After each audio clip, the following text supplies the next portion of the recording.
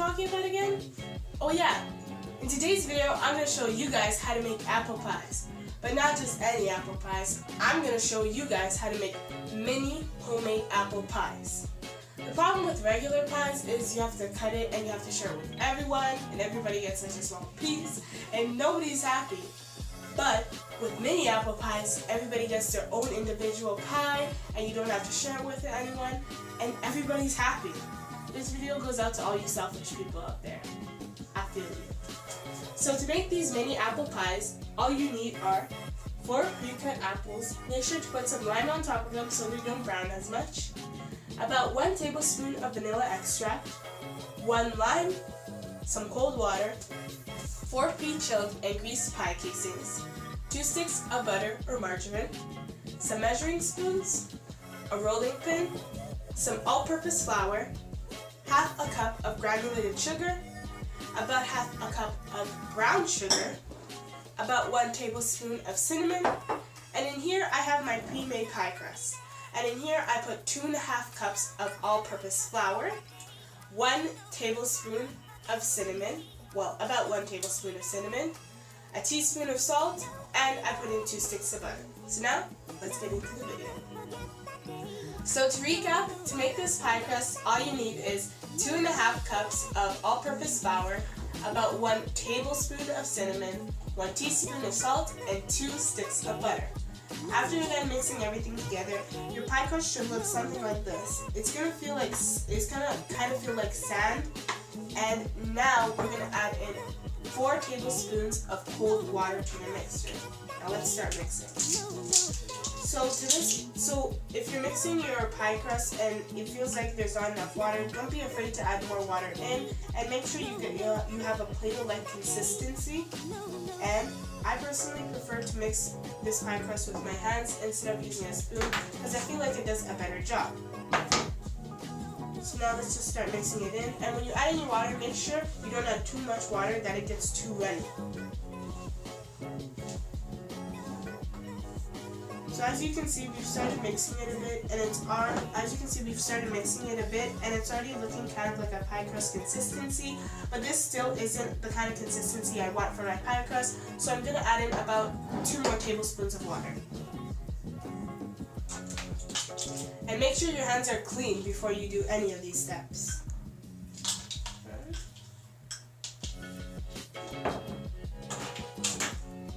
Now keep mixing.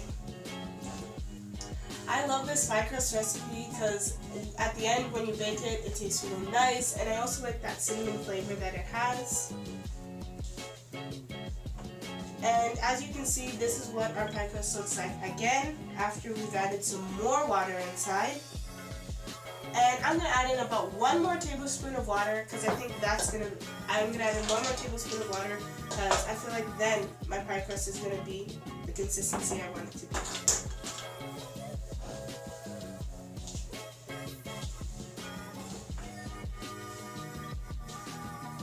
So once you have a consistency that feels like Play-Doh, that means your pie crust is ready. So after you're done mixing everything together for your pie crust should look something like this, and it's going to be a Play-Doh-like consistency, and it should be really easy to mold. I just took my pie crust and I split it in half so it could be easier to roll. And if you want to roll your pie, when you roll your pie crust out, you can either roll it on a clean cutting board or on your table, but make sure your table is clean, and put some flour on your rolling surface, and also put some flour on your rolling pin as well.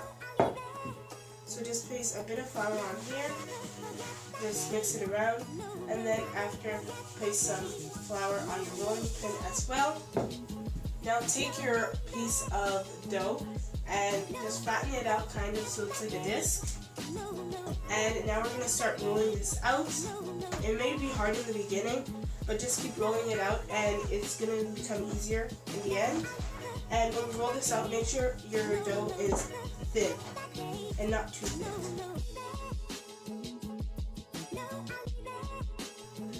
After you're done rolling out your pie crust as thin as you can, or as thin as possible, we're going to take our pie casings, which have chilled overnight in the fridge, and we grease them with margarine or butter or oil or whatever you want. and we're going to put our pie crust inside.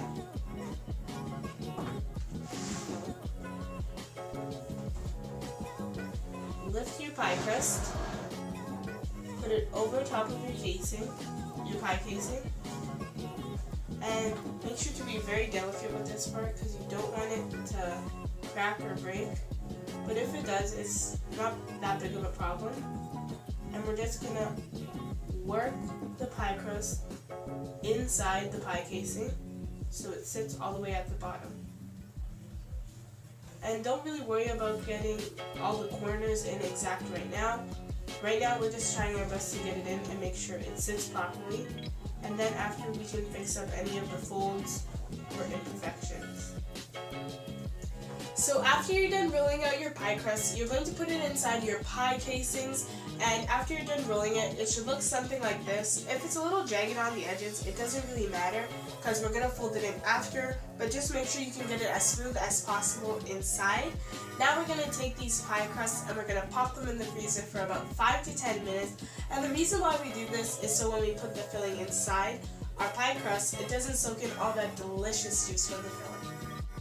So now we're back, and to make the filling, all you need is some all-purpose flour, some granulated sugar, some water, it doesn't really matter whether it's cold or hot, some brown sugar, some cinnamon, some lime juice, some vanilla extract, and some pre-cut apples. So, and you also need a pot and a spoon. So we're going to take all our apples, and we're just going to pour them inside our pot, and try not to drop any. And now we're going to add in our vanilla extract, our lime juice. I like to add some lime because it adds some extra flavor as well. And then we're going to add some cinnamon because apples and cinnamon is honestly the best combination. Now we're going to add in some brown sugar. Make sure you get everything into the pot. We're going to add all the flour.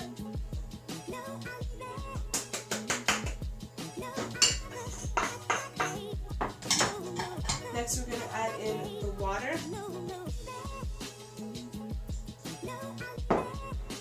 And last but not least, the granulated sugar.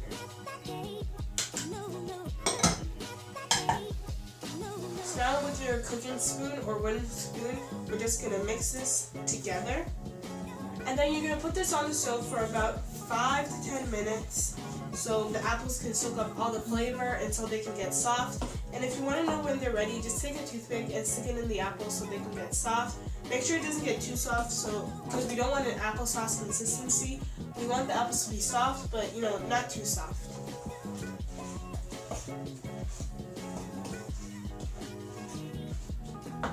So now it's time for us to put these apples on the stove. So after you've given your pie crust some time to chill in the fridge, it should look something like this. And as I said before, the reason why we chill our pie crust is so when we put our filling in, it doesn't soak up all that delicious flavor and it doesn't get all soggy.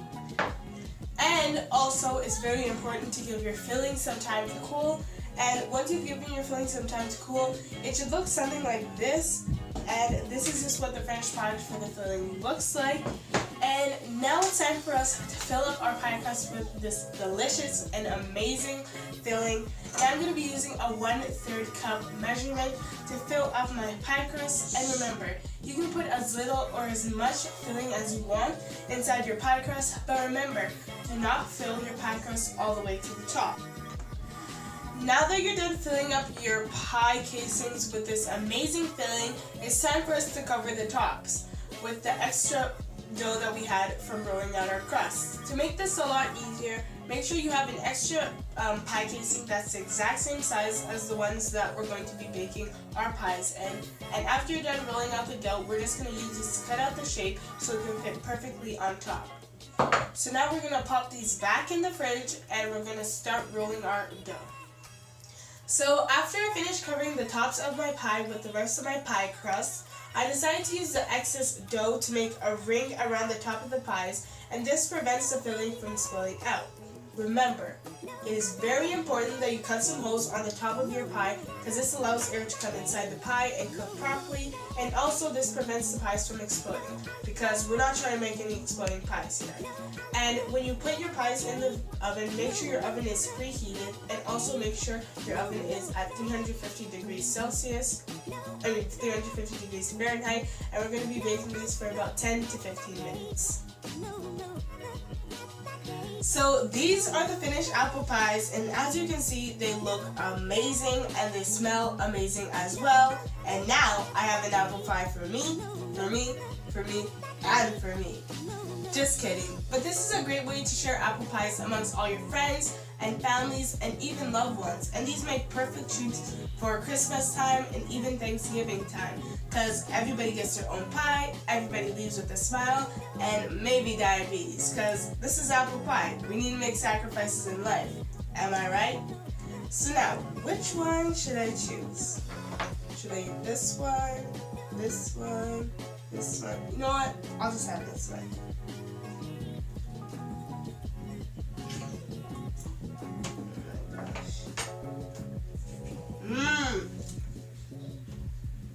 You guys, these pies taste amazing.